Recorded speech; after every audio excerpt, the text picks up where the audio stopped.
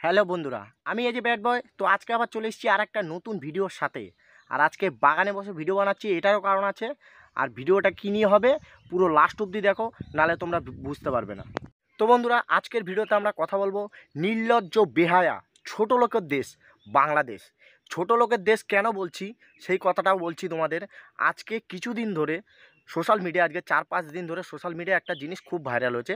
সেটা হচ্ছে একটা আমাদের দিদিভাইকে বাংলাদেশে ঘরের দরজা ভেঙে ঢুকে এক শুয়োরের বাচ্চা রেপ করেছে।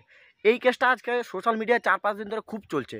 তো আজকে আমি কথাটা বলতে বাধ্য হচ্ছি, কারণ যে পরিমাণ জিনিসটা আমরা দেখছি, এই শুয়োরের বাচ্চারা এমন ধরনের শুয়োরের বাচ্চা যাদের তো মা বোনের কোনো জ্ঞান নেই, ঠিক আছে? তারা নিজের মা বোনকে সম্মান করে না, লোকের মা বোনকে তারা কী করে সম্মান করবে? আজকে বাংলাদেশে অল্প সংখ্যক হিন্দু থাকার কারণে তারা এই পরিমাণে তাদের উপর অত্যাচার চালাচ্ছে। আর শুয়োরের বাচ্চারা এতটা পরিমাণ ছোট লোক যে তারা যাই কিছু করেছে না করেছে সেটা আবার সোশ্যাল মিডিয়ায় পর্যন্ত ছেড়েছে।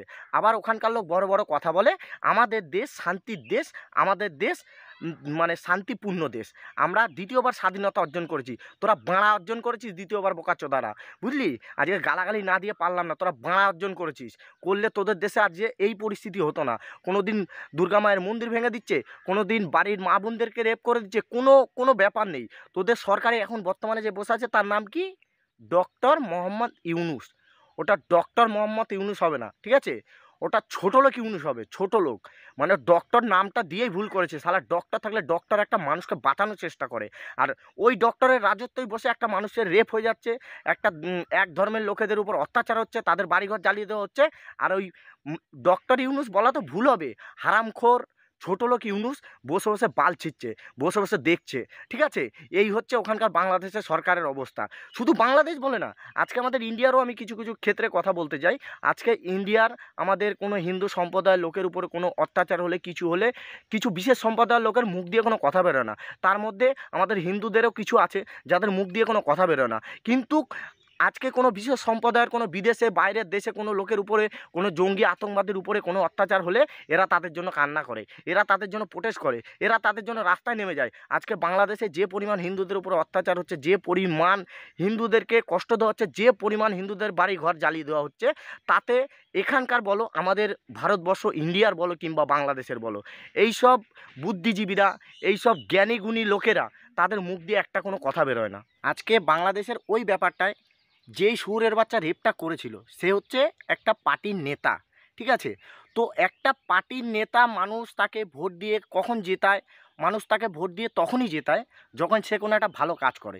একটা পার্টির নেতা হয়ে সে মানুষের কাছে যায়, সে মানুষের ভালোর জন্য তাকায়, মানুষের ভালোর দিকে তাকায়, মানুষের ভালোর জন্য তাকে পার্টির নেতা বানানো হয়। কিন্তু সেই পার্টির নেতাই যদি মানুষের গাঁড় মারতে থাকে, মানুষের পিছনে লেগে থাকে, মানুষকে রেপ করতে থাকে, তাহলে সেই সব নেতা, সেই সব শুয়োরের বাচ্চা নেতা থাকার থেকে আমার মতে বলে না থাকাই ভালো।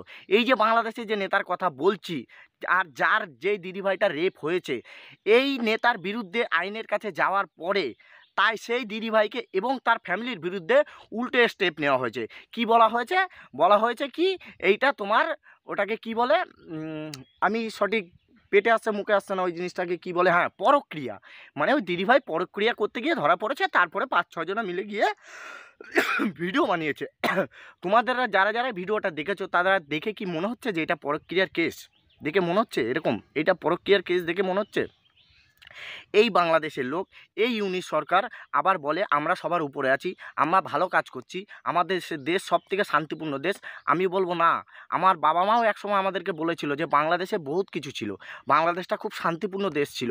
কিন্তু এখন নিজে চোখে দেখছি বাংলাদেশে কিচ্ছু নেই। বাংলাদেশ কোনো শান্তিপূর্ণ দেশ না, বাংলাদেশ হচ্ছে আতঙ্কবাদীর দেশ, বাংলাদেশ হচ্ছে রেপিস্টদের দেশ, বাংলাদেশ হচ্ছে সন্ত্রাসীদের দেশ। এইটা যদি আমার কথায় তোমরা একমত হয়ে থাকো, ভিডিওটা বেশি বেশি শেয়ার করো, লাইক কমেন্ট করো, আর আমার চ্যানেলটা হালকা করে সাবস্ক্রাইব করে দিও। তো ভিডিওটা আজকে এখানেই শেষ।